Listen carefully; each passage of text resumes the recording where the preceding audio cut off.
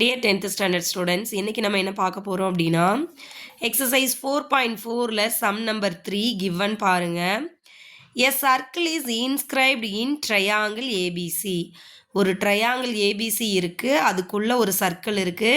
இந்த triangle என்ன type of triangle நமக்கு கொடுக்கல, அதனால நீங்க என்ன type of triangle வேணாலும் வரைஞ்சிக்கலாம். சரிங்களா? இதோட sides பார்த்தீங்கன்னா 8 cm, 10 cm and 12 cm. So ஃபிகரில் கொடுத்துருக்க மாதிரி ஃபிகரும் அவங்களே கொடுத்துட்டாங்க. Find AD BE and CF. That means AD அப்படின்னா இங்கேருந்து இங்கே வரைக்கும் இருக்கிற டிஸ்டன்ஸ். நெக்ஸ்ட்டு பிஇ அப்படின்னா இங்கேருந்து இங்கே வரைக்கும் இருக்கிற டிஸ்டன்ஸ். அண்டு சிஎஃப், சிஎஃப் அப்படின்னா இங்கேருந்து இங்கே வரைக்கும் இருக்கிற டிஸ்டன்ஸ். சரிங்களா? ஓகே, சரி. இப்போ பிக்சரில் கொடுத்துருக்கிறது பாருங்கள். ஏபி எவ்வளோ கொடுத்துட்டாங்க? 10 சென்டிமீட்டர் கொடுத்துட்டாங்களா? ஏசி 12 சென்டிமீட்டர் கொடுத்துட்டாங்களா? பிசி 8 சென்டிமீட்டர் கொடுத்துட்டாங்களா? இது எல்லாமே பிக்சரில் உங்களுக்கு புக்கில் கொடுத்துருக்கிற விஷயந்தான். இப்போது AF equal to AE equal to right, AE இங்கேருந்து இங்கே இருக்க distance. AE equal to AD equal to exa.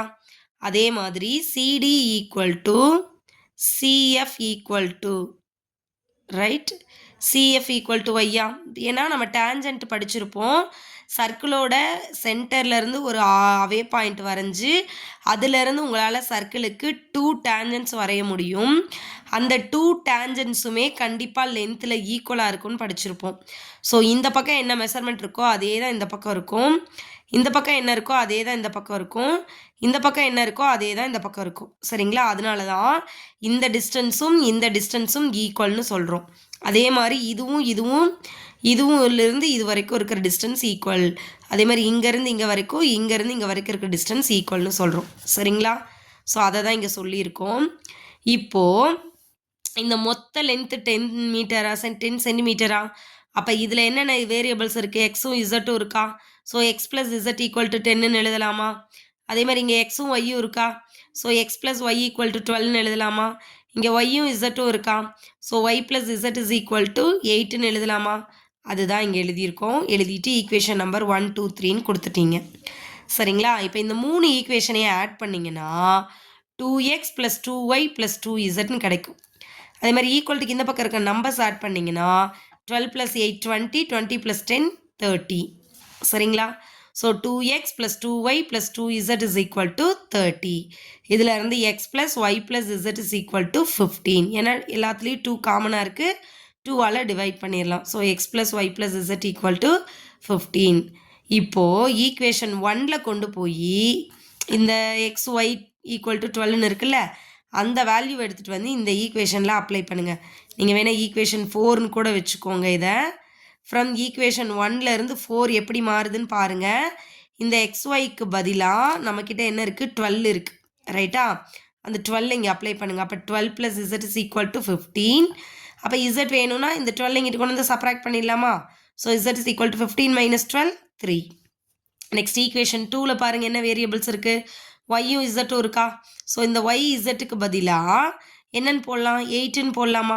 So 8 apply பண்ணிங்கன்னா x + 8 ஈக்குவல் டு 15. எக்ஸ் வேணும்னா 8 எங்கிட்ட கொண்டு வந்து சப்ராக்ட் பண்ணிடலாமா? ஸோ 8 கொண்டு வந்து அங்கிட்ட சப்ராக்ட் பண்ணிட்டீங்கன்னா ரிமைனிங் உங்களுக்கு 7. எக்ஸோட value 7. Next Y + 10 equal to 15. ஏன் அப்படின்னா இங்கே எக்ஸுக்கும் இசட்டோட வேல்யூ இருக்குது.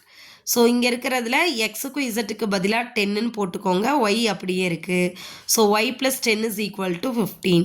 இதுலேருந்து ஒய் வேணும்னா 10 எங்கிட்டு கொண்டு வந்துருங்க. -10 15ல் 10 போச்சுன்னா 5.